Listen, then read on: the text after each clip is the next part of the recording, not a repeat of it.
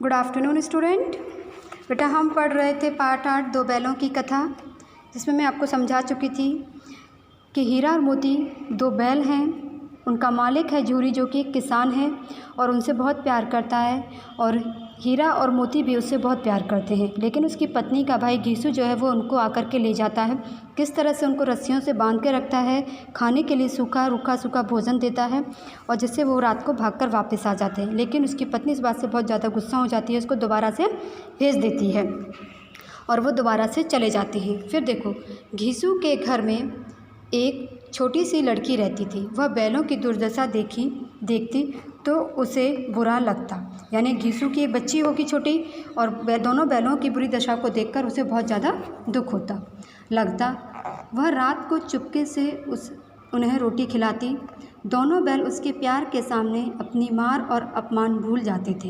यानी उनकी बेटी जो थी उनको चुपके से रोटी खिलाती थी, और वो उस बेटी से भी बहुत प्यार करने लग गए थे। तो यानी उनका जो उनको मार पड़ती थी, जो उनका अपमान किया जाता था, वो उन सबको भूल जाते थे। एक दिन मोती रस्सी को चबाकर तोड़ने की कोशिश कर रहा था। वह लड़की आई और उसने दोनों बैलों को खोल दिया।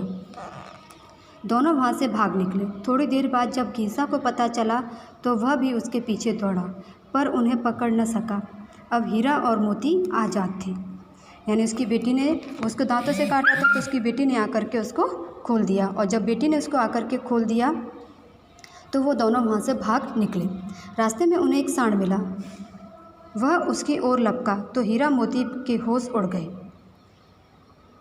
भागना बेकार था, इसलिए दोनों ने साहस से काम लिया। सांड ने आकर हीरा पर वार किया तो मोती ने उस पर पीछे से सींगों से चोट की। सांड घबराया। वह किसी एक को तो मारकर कचूमर निकाल देता, पर यहाँ तो दो थे। मिलकर काम करने में बल है। दोनों ने मिलकर सांड को भगा दिया। मोती कुछ देर उसके पीछे दौड़ा, पर हीरा ने उसे दूर कर जाने को न दिया। यानी दूर तक जाने नहीं दिया, उसको भागने भी नहीं दिया। दोनों सब बड़े प्रसन्न थे। आगे चले तो रास्ते में मटर का खेत दिखाई दिया। भूख तो लग ही रही थी। हरी हरी मटर देखकर उसकी भूख और भी तेज हो गई। वे खेत में घुस गए और मटर खाने लगे। अभी पेट भरा भी न था कि खेत के रखवालों ने उन्हें देख लिया। उन्होंने उन दोनों को चारों ओर से घेरकर पकड़ लिया और काजी हाउस में बंद करवा दिया।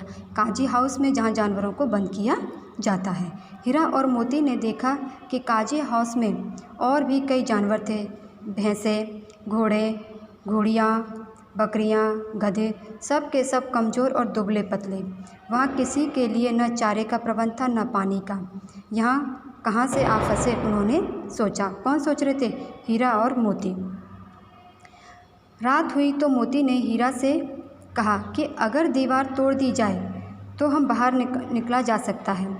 उसने सींगों से दीवार गिराने का प्रयास किया। 2-4 चोटों में ही थोड़ी सी दीवार गिर गई। उसका उत्साह बढ़ा तो उसने ज़ोर से चोटें मारनी शुरू की। जब दीवार में रास्ता बनने लगा, पहले तो घोड़ियाँ भागीं, फिर भैंसें और बकरियाँ। मोती ने गधों को भी सींग मार कर भगा दिया। उसने हीरा से भी भाग चलने को कहा, पर हीरा ने मना कर दिया। सुबह होने पर काजी हाउस वालों ने देखा तो उन्हें बड़ा आश्चर्य हुआ। उन्होंने हीरा और मोती की नीलाम कर दिया।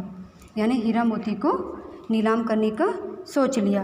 उन पर बोली लगाना शुरू कर दिया। नीलाम करना यानी उन पर बोली लगाना शुरू कर दिया। नीलामी में सबसे ऊंचे बोली बोलकर एक व्यापारी ने उन्हें खरीद लिया। वह दोनों को लेकर अपने गांव की ओर चल पड़ा। मार खाते खाते, भूख सहते सहते हीरा मोती बहुत कमज़ोर हो गई थी। उनकी हड्डियां निकल आई थी। भूख प्यास से व्याकुल बैलों में कुछ दम नहीं बचा था।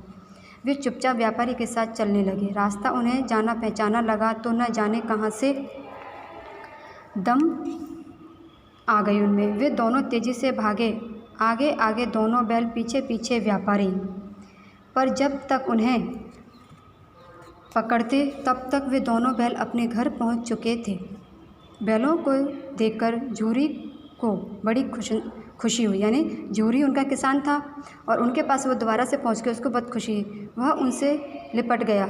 इतने में व्यापारी भी वहाँ पर पहुंचा और उन्होंने मांगने लगा। मोती ने आव देखा न ताव, वह व्यापारी पर झपटा।